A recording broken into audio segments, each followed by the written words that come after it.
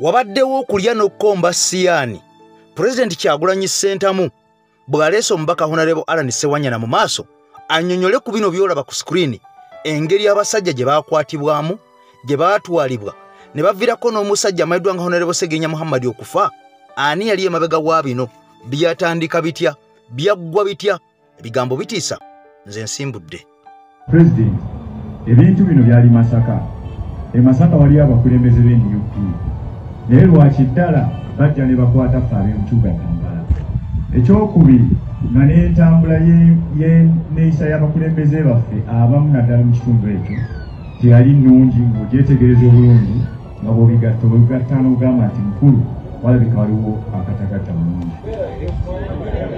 Waliwo okutatambula bulungi kirabika abakulembeze naddala abaka abava e Masaka bayimanyi ku bintu bino okutusinga. Waliyo Honorable Mpuuga ne wabeerayo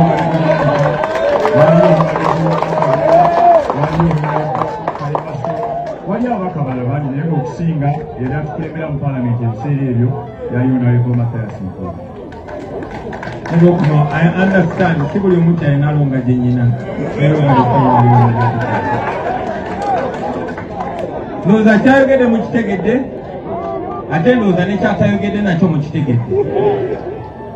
Ennaku erumira ddala bannansi bw'oba osaaga bingi by'otasobola kubeera ng'omanya oba by'otasobola kubeera nga olaba kakati ffe omulimu twagwewa okubeera nga tubikutuusaako naawe osobola okubeera nga obitegeera. Kakati nagange yenze Eke Master emabega w'omuzindaalo omukutu gwa Eke TV Media Uganda nkwanirizaako yonna gy'osinzira okubeera nga otugoberera muganda wange oba mukwano gwange wenna gy'oli nkwaniriza nnyo.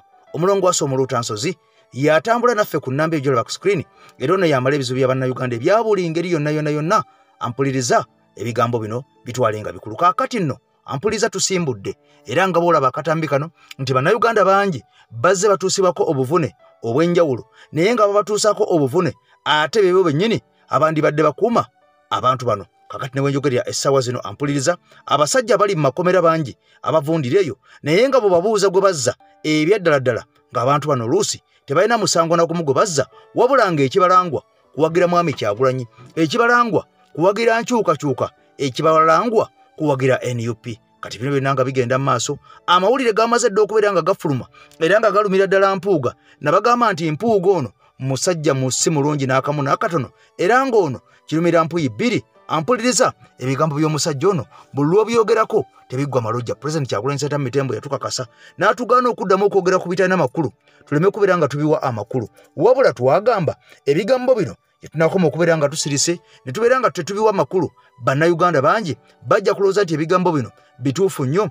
Abantu bano bye boogera jjukira nti bano bazze basiga ekibiina kyaffe enziro n'okubeera nga bano balaga nti ekibiina kyaffe ky'abantu batagoberera amateeka ky'abahooliganizi. Kaakati bano tulina okubeera nga tubashatinga up okubeera nga tubasiriza nga naffe tubalaga ebituufu yennyini ebirina okubeera nga bikolebwa mwenna majjukira ebijambi ebyaliwo emabega ennyo ebyafiiramu abantu abakwata mu 20 bino ne babisa ku Allan Ssewanyana kw'ossa omugenzi Muhammad Segirinya. Kaakati olunaku olwaleero nga Mukama Katonda bw'atalya pani bw'atalya mandaazi bwina amaze okubeera nga azuuka Allan Ssewanyana mu bigambo bye akakasiza nti Mathias Mpuuga, Abedi Bwanika be baali emabega w'okubeera nga bamanyi ensonga zino n'okubeera nga basibwa era ebijambiya abasajja bano mbu be babimanyiko ebisinga okubeera nga biwanvu. Kyannaku nnyo nti omugenzi Muhammad Segirinya yatuva dda ku maaso mu njega eno ey'ebijambiya. Kaakati omusajja Allan Ssewanyana yeegaganudde musajja wattu ne yeejojobanga akaalula mu ggi n'amira omwoyo ng'enkoko emira ensanafu atunze mwoyo n'agamba kambyogere ekiba kibe kubanga emmombo yaffe mugimanyi bw'oyogera ofa kyokka ate ne bw'osirika era ng'oli wakufa ofa. Kaakati omusajja abyogedde wabula bino byonna nga bigenda mu maaso bannamawulire wali e Masaka nga bakulira pulezidenti waabwe nga bw'omulaba bavuddeyo ne beesammula ne beegaana ne beeyambulula omusajja Mathias Mpuuga. Omusajja agambye Mpuuga be bakozesa bannamawulire bano okubeera nga batyobola eddembe ly'abantu n'okulirinnyirira baveeyo babawaayirize era omusajja agamba nti ffe twaloopa emisango gyaffe tetulagirangako kutulugunya bantu ebyo tetubisabangako tetulagirangako kuwamba bantu ebyo temubituteekako bano abawambibwa baganda baffe abawambibwa bannaffe era nga n'obusango buno bwali butono nnyo twali tusobola okubeera nga tubumalanga abantu nga twogedde bwogezi bino byonna ebigenda mu maaso ebikolebwa abasajja ba Mpuuga babikola ne bawaayo ssente ne bagulirira bannaffe ne batandika okubeera nga batwawulamu n'okutusigamu obukyayi omusajja ayongeddeko n'akakasa nti Mpuuga yaweera ddala abantu bano ssente n'abagamba balumirize basimbe Nakakongo ku nsonga zino kakati omusajja agambye nalumbye ddaba RCC RDC bonna ensonga zino nembeera nga nze babuuliramu nga nze bayitiramu lumu nkaate ng'omusezi agule siyani nti bannange ebigambo bino si byaffe era ffe tetubatumangako kuwamba bantu bwaba ng'omuntu yazza omusango ne bamuloopa ku poliisi ekiddirira kuba kukwatibwa nga poliisi emukwata so si basajja bali aba flying squad so si kubuzawo bantu so si kubawamba si kubatulugunya si kuba mabbeiro ebigambo bino byewulirireko never kigenda kusoboka kwanze gwe nasoma Saayiga na Muyigi temukikubiddenga yeyanza kubanze guno mulimu gwe nakola ki gwe nasoma Saayiga Muyigi naye okukozesebwa kwe tulaba mu bantu abamu nga baagala okutuukiriza ebigendererwa byabwe tukivumirira ndowooza sabbiiti ng'emu emabega nagenzeko mu ofiisi ya mukama wange RCC ne ofiisi ez'endala naye njogeddeyo naaliwo nga ntuusa okwemulugunya kwange waliwo bantu abatandise okukwatibwa wano muli gyonna nga bwe bakwatibwa dakiika emu batugamba nti babakutte lwakuba bamawulire nti babakutte kuba lwaki bamawulire abamawulire bagamba nti bebakuba ne bava ne bagamba nti tetubakubanga naye ne basigala abantu abo nga bakyali mu kkomera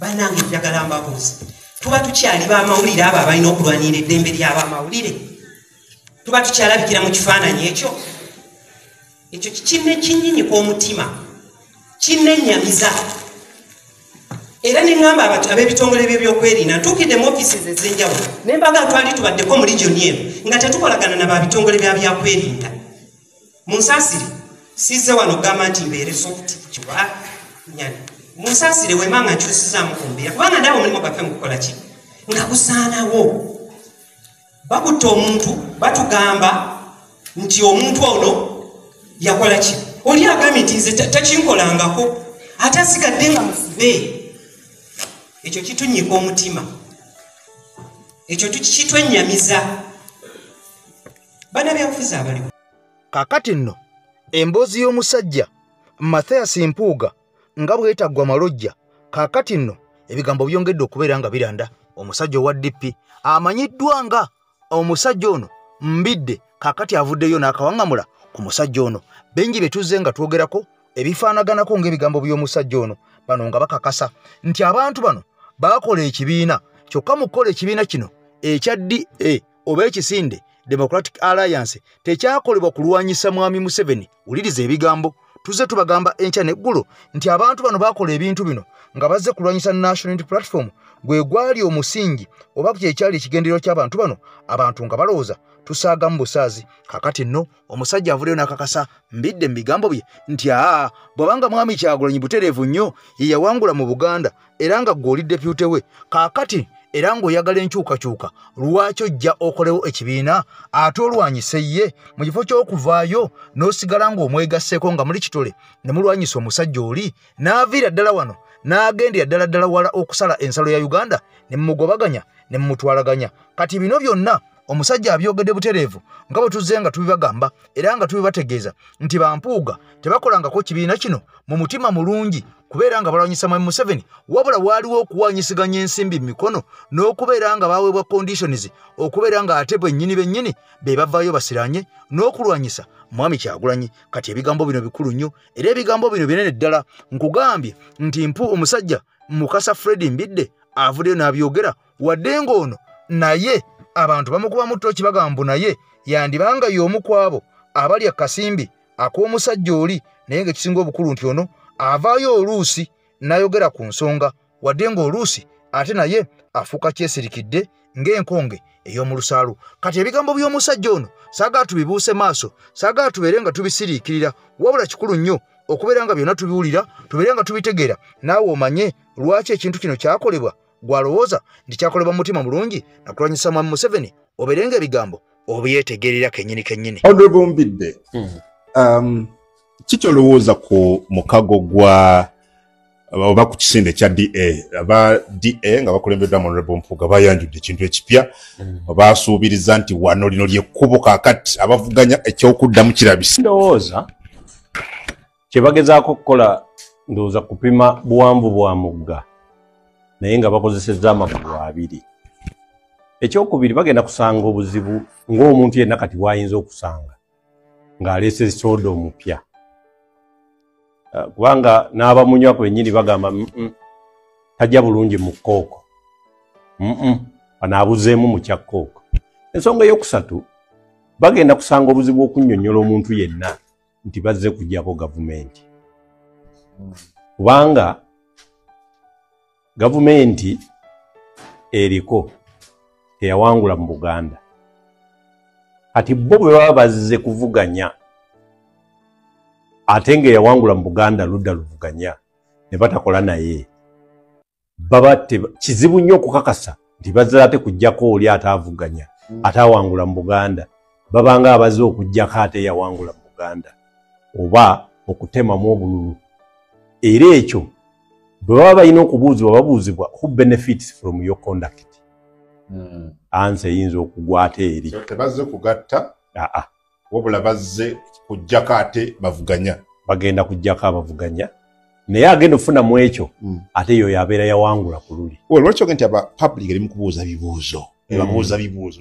era obuzibu bagenda okusanga kubanga ku ludda luno oluvuganya lukaluba nnyo kubanga mu byobufuzi inkambenti yaba abuuzibwa bibuuzo era omuntu asinga okuvuganya ennyo ku ludda oluvuganya yo yaleese ebibuuzo kikaluba nnyo gwe okubeera ku ludda oluvuganya naye ng'ate naawe ebibuuzo bikwetoolodde okolera ani oze kukola ku ki otya goze mu kiki kakati byebizibu bannaffe bye bagenda okusanga nkugambye tulina kubeera nga ebigambo tubiva kumu ng'ali akatogo okubeera nga tubiva ku ntono mpaka gye binaasembera oba gye binaafundikirira bakomrades bangi abazze nga batufaako abazze nga batuva ku maaso naye ng'ekibatisa oba ekibassa kulwanirira Uganda eyo empya omwana wo n'omuzukulu gyali yagaliramu wabula nga wadde bangi abazze nga batufaako nga batuvaako ku maaso nga batubulako bangi ate oba oliawo abazze nga bafuna obuvune obw'enjawulo naye ng'era ekibafunisa obuvune obw'enjawulo kwe kuba nti balwanirire bannayuganda basobole okubeera nga bafuna ensi empya oba oliawo bangi omuli baliita Nabukenya Ashraf Kasirye yakubwa ssasi ku mutwe busajja watu eri arabba naguno gwakaali mu ggwanga erya Amerika eyo gy'asiitaanira okubeera nga bamujjanjaba asobole okubeera ng'afuna obulamu kubanga ono naye alongooseddwa emirundi egisukka mu 3 musajja atunga abaagibwa bangi besobola kubeera nga malayo baswiti pepsi n'abalala bangi abazze nga battibwa wabula nga ate bannaffe abamu betulowooza ntukola nabo ate be bakozesa okubeera nga bano batukakkanya okutulwanyisa n'okubeera nga batubega ne bawaayo amawulire kw'ossa okubeera nga bano bakola pulaani enkambwe okubeera nga batukwatisa nzize nkubuulira eby'omusajja Mpuuga kakati nno omwogezi w'ekibiina ekya National Unity Platform oba deputy spokesperson amanyiddwa nga Waiswa Mufumbiro ebigambo bino azaabikuba mu ttooki era nga bwenjagala owulire azaabyogerako era nga bwenjagala olabe azaabisiinyaako omusajja naye ng'abantu bangi bagamba muve ku Mpuuga mbuva ku Mpuuga era twalabako abasajja okuva mu kampu eya Mpuuga abaaluma muganda w'omusajja ono Kato Mufumbiro kakati nno nga balowooza baali balumbye Waiswa Mufumbiro ne boogera ebigambo bingi nnyo ne bagezaako n'okwagala okumukuba wali ku Bulange Emmengo wabula nga bano baasanga muntu mukyamu teyali mutuufu era ng'ekyali kimufunwanwa kwogera ku Mpuuga mbu ebigambo ebitali bituufu wabula nga Mukama Katonda bw'atalya paani bw'atalya mandaazi bw'atasumagira olunaku olwaleero vikitimu yennyini eyasibwa ku lw'ebijambiya avuddeyo n'akakasa ensi nti baali ba Mpuuga abo bennyini abaali emabega w'ekino ekintu era ku mulundi ogwo twalaba Mpuuga yeenyigiramu nnyo era ono yatuuka n'okwambala amaganduula n'ayingira ekkooti mbwawolereze abasajja bano basobole okubeera nga bateebwa Allan Sewanyana kw'ossa omugenzi Muhammad Segirinya wabula nga guno gwe gwali ogwenku gwe gw'amazzi gwe gwemuga tetuddangamu kulaba ku musajja ono Mpuuga ng'agenze mu kkooti yonna okubaako omusango gwagezaako okubeera ng'awoza oba nga yeeyimirira ku lwa bannayuganda.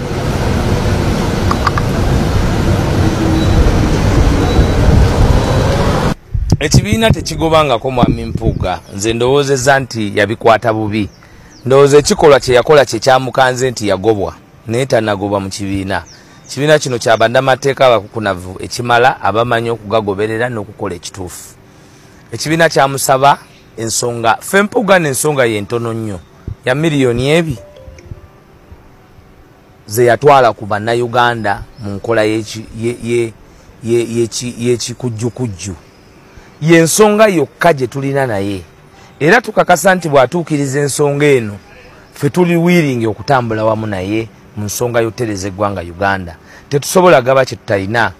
Nnyumiddwa nnyo leero ng'agamba nti founder wa NUP ate nga jjo ly'abalamu bwe yali ku CBS yagamba nti kibiina kiri kya famire. Kati ye Wambogo banaye mukebere omukama wange oyo ayinza okuba alinawo kati obuzibu ku bwongo kubanga yagamba kibiina kyaki naye kati yagambye founder wa member ya founding ate kibiina ekya family.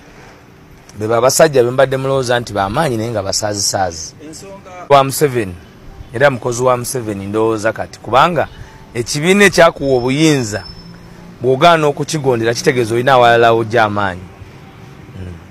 Okukoka ffe tetumulinaako obuzibu na kutukakkanya balowooza nti alina okukakkanya kuba buvunaanyizibwa bwe ng'omukulembeze mu kibiina okulambika abantu mu ngeri gye balina okweyisaamu naye naye akkirize wakati mu kulinda obuvunaanyizibwa bwe atwale obuvunaanyizibwa awulirize ekibiina kye kimugamba azeeyo ssente z'abandi ate yeetondere bannayuganda.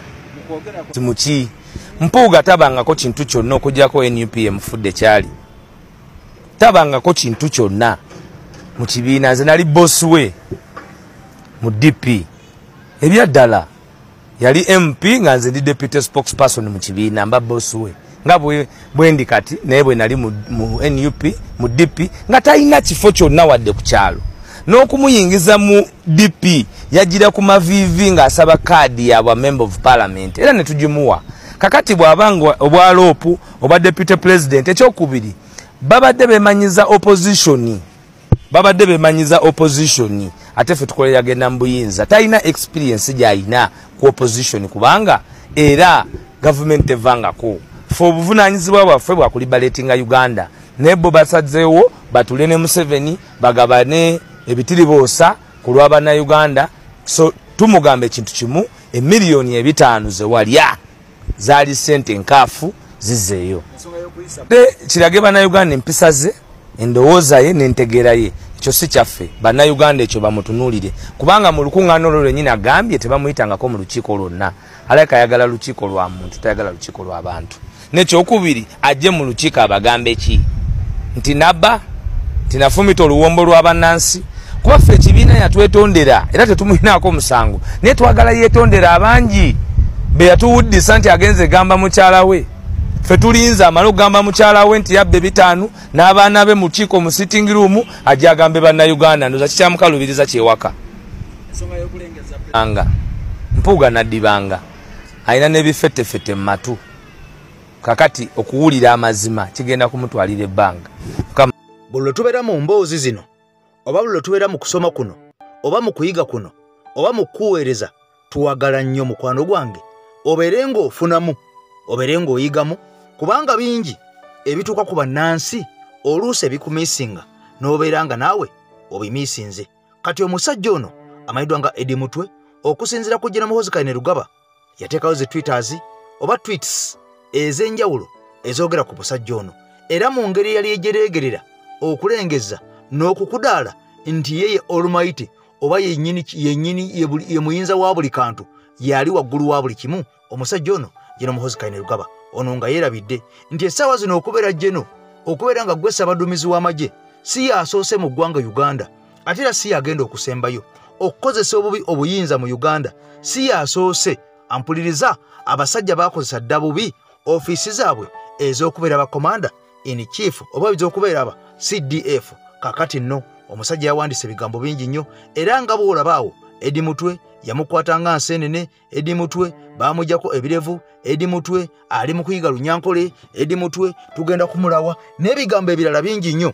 Ono nga yeerabidde nti kamwa kabi kasasiro ganga. Kakati nno bino ne bigenda mu maaso, ensi ebitunuulidde ebitaddeko amaaso abiri, naye ekisinga okubeera ekirungi oba ekisinga okubeera ekikulu, ensi teyeerabira. Ddala kati twafuna intaneti teyeerabira. Bino byonna bigenda ku likodi oba oliawo mu maaso eyo Mwami Museveni wadde asirise ng'okutulugunya bannayuganda kukyagenda mu maaso, okubawamba, okubakooza akajiri n'okubayisa akayirigombe. Kakati nno bangi abagenda okubeera nga bafunamu amaziga mu kino ekigenda mu maaso, wadde nga obusobozi bukyaliwo, bakyasobola okubeera nga bakistopinga oba nga bakiyimiriza. Buli lwotunuulira munnansi ng'ayongera okubonaabona n'otayogera ku bikolwa ebyo ebimukolwako, kakati naawe butereevu nnyo obeera weegasse ku bali abayamba abatulugunya omuntu ono, oba obeera ofuuse omu ku bakiyambi ab'omuntu ono atulugunya bannansi. Kugambye nti ebintu bingi byaliwo ne ku mirembe giri egy'aba Field Marshal Idi Amin Dada, abantu bangi bakoozebwa akagiri, naye nga wonjogerya essaawa zino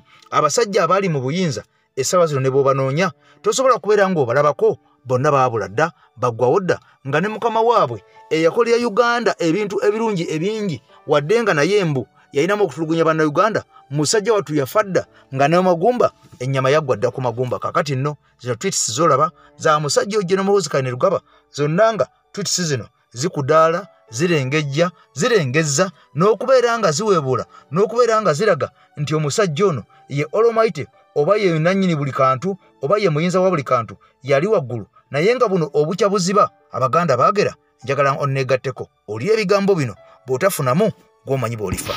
Kasita olaba eddembe ly'omuntu nga lirinnyirirwa n'osirika, gwe asirise oba weegasse ku abo abali mu kulinnyirira eddembe lye. Lwaki njogera bino? Kansooke nkusomere tweets gw'atali ku Twitter ezaakulira amagye g'eggwanga muyite CDF Ogyeno Muhoozi Kainerugaba, ate nga ye mutabani omukulu owa pulezidenti afuga eggwanga Uganda, His Excellency Yoweri Kaguta Museveni. Yavuddeyo n'ategeeza bw'ati ku Twitter: I captured no opposing military commander like a grasshopper. N'ateekamu mu bracket enseenene nti yakutte Edi Mutwe ng'alinga akwata enseenene.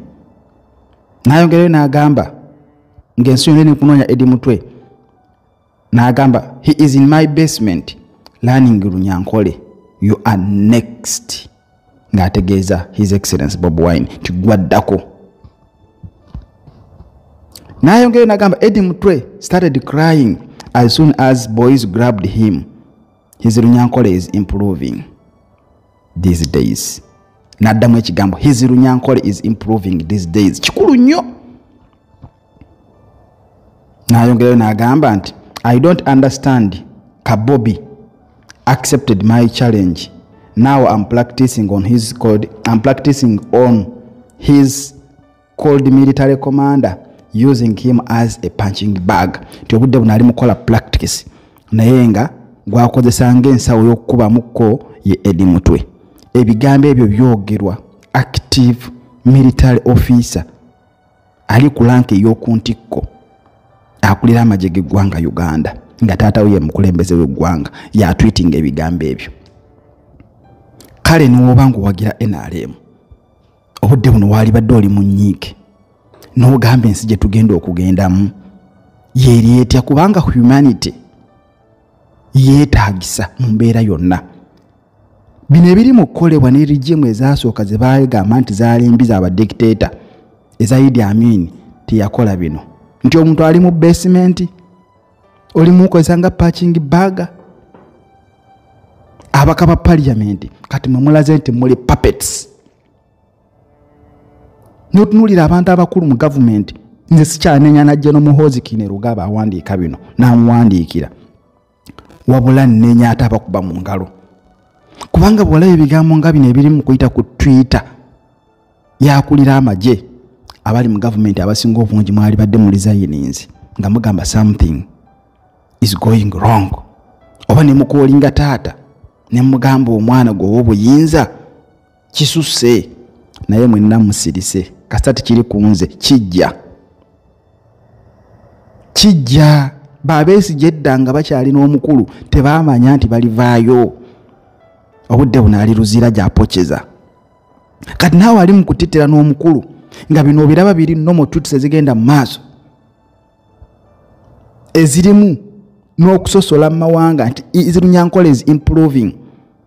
Osirise kubanga okyalina ak'okulya nako bajja kukatwala. Naye mukyala w'oyo gw'olina gwakyasirise jja kutuuka ekiseera amulaningi Runyankole bajje bamutwale osigale wekka kandi okumanya gamba Runyankole n'ogamba ki olya mazzi bakutwale. Let us talk about injustice, obutali bwenkanya na bino ebiri mu kugenda maaso teri abyetaaga. Oba oli Munyankole oba mu Western oba tova mu Western kubanga this tebivaawo. One day bigenda kubeera blamed ku baana bammwe. Mwali badde namwe mustandinga ne mugamba ensi tebagifuga nga kioski nga bbaala. Kubeera mu bbaala bagamba mu ky'oyagala ky'oyogera naye ensi ebeerako n'ensa ng'ebigambo by'ogenda okufulumya birimu ensa. Bino ebigambo byayogerwa President Museveni mu 86. You have never heard that our soldiers are touching civilians. I don't think so. I don't think it is. Or if they did it, that they are not punished. Because you never know. You could get one or two fellows who are not good. They could maybe harm a civilian. But the important thing is that if that happens, then the government should punish that fellow promptly and adequately. Kakati ze mbabuulira abali mu gavumenti, abakulu abakwatibwako ensonga, ababaka ba parliament, abasirisa obusirisi, kino kibalya. Mwali badde mugenda ow'omukulu ne mukaaba amaziga ne mugambe no sibe walwanira mu 86. This is beyond capacity. Bannayuganda si kyebeetaaga. This is not the legacy. Bannayuganda gye beetaaga okubalekera. Ate tegenda ku benefit nga byokoledde eggwanga singa kino tokikolinga in order. Abantu balina obuyinza ne buggwawo, abantu balina ebitiibwa ne biggwawo. Munnayuganda gw'osigadde okumanya ekyokukola okumalawo embeera eno. Amanya Nsakalandi Gerald SP Media nga bulijjo. Ebigambo bino bituuka eri omuntu yenna ng'ebizibu byakukwatira mu manvu ng'ogezezzaako buli wamu okubyetakkuluzaako wabula n'okootakoota mu gaabwanda. Omulongo wa Swanga mu Luutanso z'akusabye okkalire kubanga Zebbulembe okukunaazaako amaziga ng'oyota ku byoto bye kafuumuula bibamba. Gwe wenna ng'ogobye ku mpapula ezifuluma eggwanga nga byagaana. Koba ebweru wa Uganda ng'obutuuze bugaanye, amaka gakulemye, emirimu gitabuse bizinensi ekunyiye. Omulongo wa Swai mutuufu okukuwonya embeera ya mbulabutuulo ng'agenda kukumira ku byoto. Kuba ku ssimu nooti 7552 28 nooti 910 awo mube butoola n'omuluutansozi olwo yalambulula ebikutte entimba n'emigadde wanaakuwunzikira nga weeyagala ng'ebiiri gye ebitannaba kugwa kyankooto.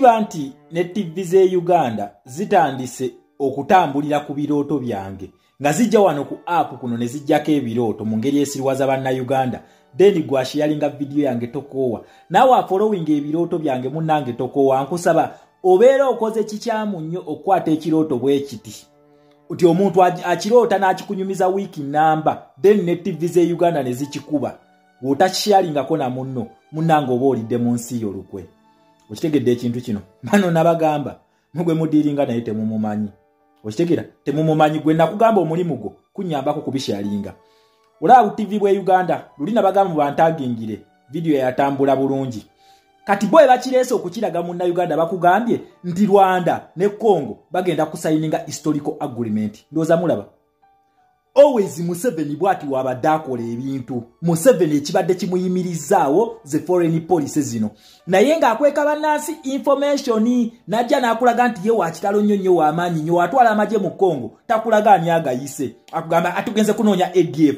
kumbe mu America ali mu contract na America okitegera ekintu kino kati we bamugobye eyo ndooza bawalimbalimba bannansi bu TV bwabwe njagala mujjukire M23 nge wambye Goma Bukavu bano bye bali boogera nga bali ba promoting Andrew Mwenda ne Frank Gashumba banyonyole M23 kikyeri M23 bagigobye forcefully bino byabadde byampaka kati ogalaba olaba bagimba banna Uganda ndoozo kiraba yensonga lwaki tubagamba olaba video weti tekina kye kikujjako kugisharinga ono fala munafu Museveni tuyina we tomotosiza just watch the space yensonga lwaki mbagamba nnyo banna Uganda mwetegeke tugenda kujjako Museveni nkidamu tugenda kujjako Museveni kati ndozola NBS wega kubye ne luli ate yali esinga okuwaga nga M23 wambye Goma era nga bakunnyonnyola ngaba M23 we bali abakongo Kagame ne Museveni bakongo okitegeera ekintu ekyo so muna Uganda bino tobigende yako bino bakulimba endagaano egenda okusayiningibwa mu Juni gye boogerako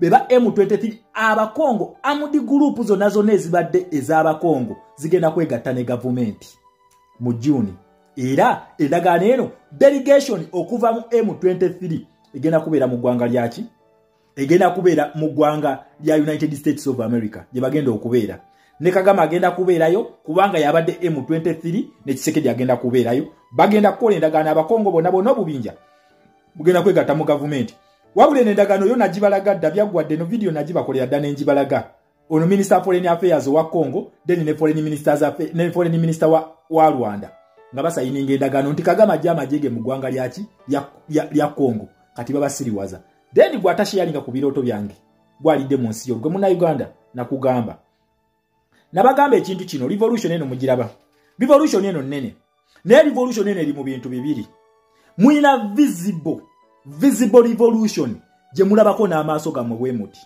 mukiraba kino mu maaso gammwe waliwo ne invisible revolution ye yaddala yeno jenzija wano nembanyumiza ne mulaba bicomment ng'ebyabana abasiru bwe bati n'abalala bakomuledi bannange abambalanga nze era nga batuufu bali ku revolution nenga tebabitegeera byenkola okitegeera ekintu kino waliwo ekintu kye bayita invisible revolution mu Uganda ye yaddala muva kweno je mulabako n'amaaso gammwe His Excellency Kyagulanyi National Unity Platform ne People Power Movement balwanagana ne Museveni Muhoozi ne NRM that is the visible revolution je mulaba yo si ye yaddala the real revolution eyaddala ddala egenda okujjako Museveni oyo egenda okukyusa Uganda is the invisible revolution that you don't see byenzija wano n'enjogera abamu ne babiyita ebirooto abamu ne bagamba osiriwaza banna Uganda obateeka mu comfort zone that is the real revolution egenda okutuwa change kakati njagala nkulaga ekintu kimu gwe munna Uganda ove kuba n'abasirusiru ne bu TV bwe Uganda eno Starlink mu ggwanga lya Rwanda eno Starlink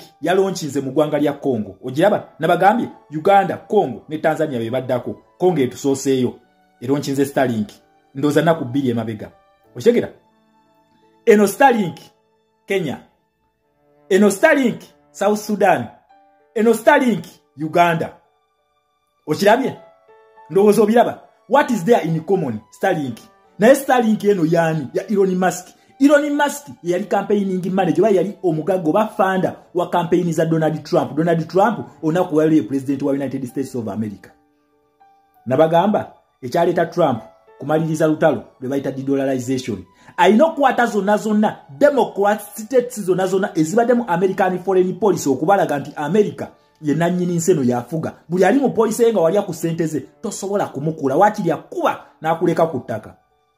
Ye revolution entuufu eri mu Uganda. Lwaki Starlink ye gundi ye joining factor mu nsi zonna zonna zenkulaga. Kakati bano badde ano nga bakusiriwaza abazungu tatubuulira abazungu nonsense. Okitegeera ekintu ekyo. This is the real revolution jemba preaching era wano nakugamba revolution eri wano eyaddala. Muna Uganda ogenda kukola events ziri bbiri events zogenda okukola. Event yemu ogenda gikolera mu democracy which is American foreign policy, UK foreign policy and all democrats nga EU, France n'abalala. Then event eyokubiri ogenda kukola ekintu kye bayita protest egwa mu kintu kye bayita human rights. Ezo ne wadde ba communist baneno bonna bazikiririzamu. That is the unifying factor. Nakugamba number 3 wa third factor gye bayita social factor yekola ekintu kino. That is the unifying factor. Bonna kabere Russia, kabere China, kabere France, kabere America, kabere UK bagikiririzaamu eno. Naye ekibaawula nti omu democrat omulala communist takiriza mu byakulonda yakiriza maanyi ga mundu ababiri bano nabagamba bakola world order abali abataano. China ne Russia bote bakiriza mu kalulu oba tebakiriza mu democracy bantu kwesalirawo bagamba gani lulu. Kakati France, UK ne USA bo bakiriza mu kalulu. Okitegeera ekintu ekyo democrats kibayita democracy kati kyekibaawula bano ba 5 powers abakola world order. Okitegeera ekintu ekyo kyekibaawula. Then kati kyova olaba bo bonna unifying factor oba factor ebagatta bonna abataano bagita human rights bonna bakikiririzaamu nti omuntu kyagisalawo kyekigenda nakyo. Yensonga lwaki olaba mu West Africa wano Burkina Faso oba Ibrahim Traore Niger ne Mali we bawamba bajunta bano bannansi ne balaga nti bayimiridde ne bajunta abo bakkiririzaamu eyo military rule. France yafuluma bufulumi. Okitegera ne ba overthrowing ki democracy. Ensonga lwaki bano bajunta tebafugira mu constitution. Okitegera ekintu ekyo. Kati ne bafuna support yaki ya Russia ne China abatakiririza mu constitution.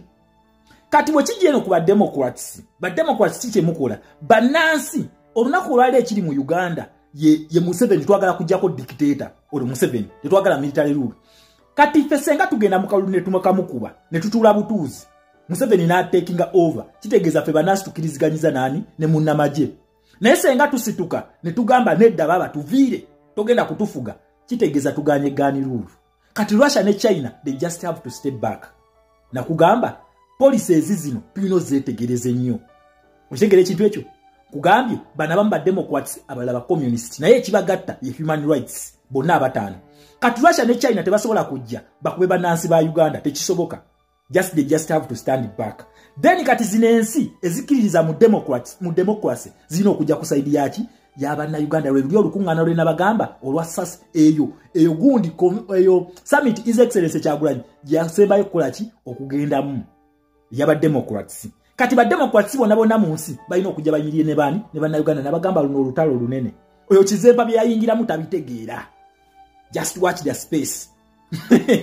Kati bagamba kati Museveni ndowooza gabula akaana kano senga nakafuula ka gundi ka advisor kange ka presidential advisor ku foreign affairs ngani goteeka ku payroll yemu ne full figure nze ntegeere yange onteeke ku payroll yemu ne full figure ne Balambaluga Harateni ne Eddie Kenzo ne Bebe Kulu inze Shama muzukulu wa Sekimwanyi muzukulu wa Senkole jajjanga omulwanyi agamba ati muzukulu wali ku payroll eyaba abantu tosobola buladi.